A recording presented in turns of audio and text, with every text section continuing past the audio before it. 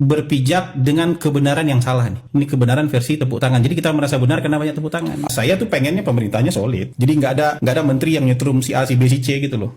Yang sesama sejawat termasuk nyetrum kepala daerah gitu di depan umum gitu. Apalagi dengan data yang expired gitu loh. Nyetrum kepala daerah pakai data expired kan juga nggak boleh. Data keuangan 30 Agustus dipakai buat nyetrum di bulan Oktober kan nggak pas. Agustus mungkin dia punya 4 miliar, bulan Oktober dia tinggal 2 miliar dia. Karena sudah dibelanjakan, tapi dituduh mengendapkan uang 4 triliun pakai data 30 Agustus kan nggak pas. Sementara pakai data 30 Agustus tadi yang sudah expired tadi, kepala daerah kelang kabut mengklarifikasi, harap-harap cemas, benar nggak ada 4 triliun uang saya di bank, benar nggak ada 5 triliun uang saya di bank. Pemilih sudah langsung curiga sama kepala daerahnya. Betul. Karena kepala daerah main-main nih, kepala daerah sangka muncul ini instabilitas. Terus kita tepuk tangan. Seru. Terus yang dikasih tepuk tangan mabok. Nah itu tulisan saya itu urusan itu tuh. Nggak ada urusan dengan ceplos-ceplosnya. Geli ya. Karena ketika dia menjadi kepala komunikasi presiden, bukankah pada masanya ketidakpercayaan pada pemerintah dan negara itu meningkat tajam sehingga terjadi kita lihat demo itu. Apakah dia punya handling yang baik dalam menangani itu? Kita tidak lihat. Nah, ketika Pak Purbaya nanti akan kita simak bagaimana kritik balik netizen dan bahkan para pengamat kepada Hasan Nasbi, itu faktanya ya di era Pak Purbaya optimisme dan kepercayaan itu naik pesat. Ya, yang tadinya tidak percaya dan tidak merasa ada harapan, tiba-tiba rakyat tuh jadi percaya karena ada sosok Pak Purbaya. Jadi ini sangat aneh kritik daripada Hasan Nasbi ini. Dan saya baru tahu bahwa sebagian orang nggak bisa terima. Tapi biar aja. For the sake of the country, I don't care. I don't care, wow. Kan waktu pertama kali Pak Purbaya terus seperti kayak culture shock begitu dan sempat dikritik ya oleh media sosial. Tapi apa yang dipelajari selama hampir 2 bulan ini dalam gaya kepemimpinan, komunikasi, atau tidak ada yang diubah karena memang ini otentik Purbaya itu seperti ini? Tidak ada yang dirubah selama ini. Tidak ada? Tidak ada. Tapi ada pelajaran dong yang selama ini dalam memanage pelajaran, komunikasi. bukan pelajaran. Saya baru tahu bahwa sebagian orang nggak bisa terima. Tapi biar aja. For the sake of the country, I don't care. I don't care, wow. I don't care. He doesn't care. Tapi karena ini diperintah. Kalau diperintah berubah, saya berubah. Jadi ini perpanjangan tangan dari Bapak Presiden lah. Ya, dengan versi yang lebih halus. Okay. Hasan Nasbi sebut komunikasi Menkyu Purbaya berbahaya. Katanya bisa lemahkan pemerintah. Woi, Hasan Nasbi, kata siapa? Kalau Pak Purbaya bicara dengan gayanya yang ceplas-ceplos apa adanya, mengungkap sesuai fakta, itu berbahaya dan melemahkan pemerintah. Kata siapa? Itu anggapan kau aja itu. Hah? Faktanya, ketika Pak Purbaya menjabat Menteri Keuangan dan berbicara apa adanya di hadapan rakyat, justru dukungan rakyat kepada pemerintah semakin menguat. Kalau kau nggak percaya, kau buat aja surveinya. Hah? Yang merasa berbahaya itu ketika Pak Purbaya berbicara apa adanya, membongkar semua skandal yang diketahuinya. Yang merasa berbahaya itu para pejabat yang punya skandal, pejabat tukang olah, pejabat tukang korupsi, pejabat yang punya mental oligarki. Bagi mereka memang berbahaya Pak Purbaya ini. Gak bisa tidur nyenyak mereka dibuatnya. Jadi yang dilemahkan itu bukan pemerintah. Yang dilemahkan itu para pejabat-pejabat yang suka menyalahgunakan kekuasaan. Itu yang betul. Jadi Hasan Nasbi, gak usahlah kau omong kosong. Biarkan Pak Purbaya bekerja dan berkarya sesuai gayanya. Kami rakyat mendukung sepenuhnya. Lanjutkan kerja nyatamu Pak Purbaya. Bongkar semua skandal yang ada. Kenapa? Ketika dilakukan di ruang publik, masyarakat bisa mengontrol. Nah, Hasan Nasbi saya melihat mudah-mudahan tidak editan pula itu, bahwa bisa menimbulkan sesuatu antara satu dengan yang lain, sebaiknya dikatakan di ruang kabinet, di ruang internal. Tidak. Karena kalau di ruang internal, diselesaikan secara internal, kontrol dari publik apa yang dikatakan Pak Purbaya tidak diketahui masyarakat. Buka kalau menurut saya. Sepanjang itu adalah untuk kebaikan dan kebenaran, buka saja. Kita tidak bicara tentang status quo. Status quo katakanlah etika dan lain-lain. Justru saya berpendapat, ini justru yang lebih etis apa yang dilakukan Pak Purbaya supaya terbongkar semua, rakyat jadi tahu semua. Dan saudara Hasan Nasbi menurut saya ini bukan, kalau dia kemarin adalah kepala staf bidang komunikasi kepresidenan, mengatakan itu masih bisa kita perdebatkan. Sekarang dia tidak di bidang itu, kok ikut campurin ngurusin Pertamina saja dia. Gitu loh. Kan direksi dia komisaris kan di Pertamina. Itu yang diurusin.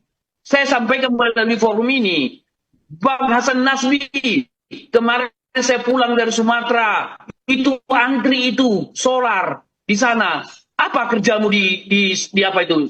Di Pertamina itu. Saya bisa tunjukkan videonya, Bung Hasan Nasbi. Itulah urusi. Jangan ngurusin komunikasi antara para menteri, karena Pak Hasan Nasbi tidak di situ lagi. Demikian sementara. Kalau semua harus tertutup, itu mau ngurusin rakyat apa ngurusin aurat? Lagi pula kalau semuanya dilakukan di ruang tertutup, nanti jadi fitnah. Masyarakat bisa curiga. Ngobrol tertutup itu lagi benerin kebijakan, apalagi deal-dealan. Purbaya juga bikin gebrakan menolak bayar utang Wush pakai APBN. Dan sekarang KPK udah mulai ikut ngecek proyeknya, takutnya kereta kalah cepat sama aliran korupsi. Jangan sampai ada yang promosi masuk klasemen Liga Korupsi.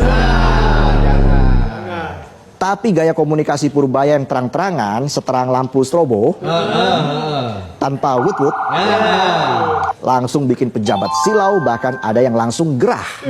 Pas selama ini ya, saya baru tahu. Saya ketemu dengan Jaksa Agung. Saya nggak tahu ini rahasia apa enggak. Lihat aja rahasia juga. Dia tanya sama saya, Pak, gimana kalau orang pajak atau pihak cukai terlibat masalah hukum? Apa tuh? Diselewengkan, kayak gini, mencuri, segala macam. Boleh nggak dihukum? Saya kan bingung pertanyaan, maksud Bapak apa? Boleh nggak dihukum? Ya hukum aja sesuai dengan kesalahan, kan semuanya sama. Di mata hukum kan semuanya sama. Rupanya sebelum-sebelumnya dilindungi.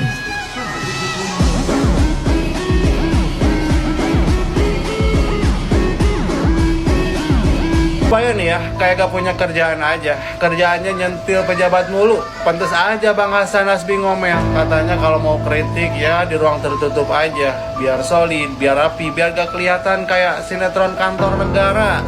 Tapi bentar, kalau semua dibahas di ruangan tertutup, yang tahu cuma tembok sama AC. Terus rakyat taunya kapan, Pak? Emang pejabat itu bayi yang harus dijaga perasaannya.